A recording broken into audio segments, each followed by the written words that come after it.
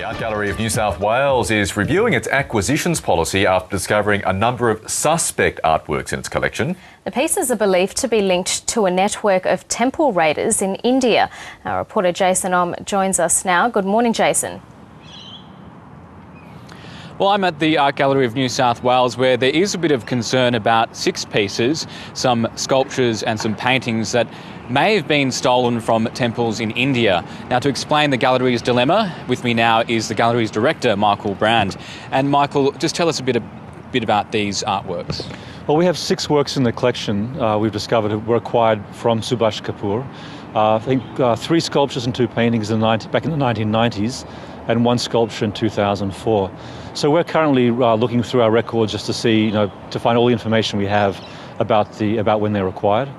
And you mentioned that dealer's name, so what do we know about the dealer and that network?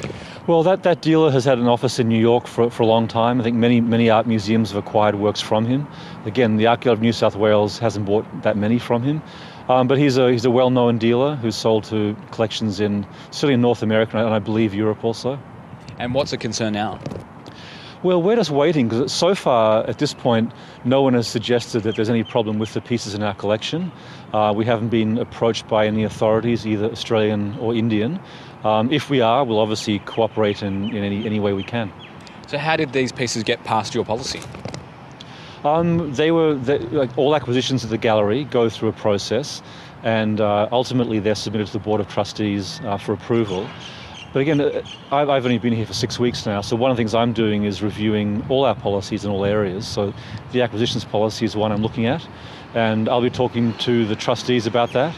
And we might make some changes to policy just to make sure, given what we find out about the process of acquiring these 6 pieces, we might make some changes there also. The National Gallery of Australia is also caught up in this problem, so what discussions have you had with that gallery? I just had a couple of brief conversations with their director, Ron Radford, I think on Friday. So I shared what information I had about our acquisitions, just so he knows what we can compare the situations. He's mentioned that they've been in touch with the Indian High Commission in Canberra. We haven't had any contact yet, but again, if we're very happy to speak with them if need be. Just briefly, how serious is the problem of heritage being stolen around the world? Look, it's a very serious problem. Recently, most of the emphasis has been on the Mediterranean area, Italy and Greece, but there's been a lot of concern in Cambodia. Particular in areas where there's war going on, Cambodia, Afghanistan, it's a particularly pernicious problem. But it's an issue everywhere, and this is why it's important to have sort of very clear cultural heritage laws like the UNESCO Convention to make sure that archaeological heritage is not lost.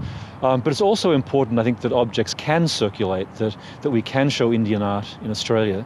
And that's why it's very important that art institutions around the world, that governments try to set some clear policies so it is possible for museums to either acquire legally or to borrow works from those countries. Okay, Michael Brand, thanks for your time. And the gallery will conduct its own investigation to try and determine the origins of those pieces.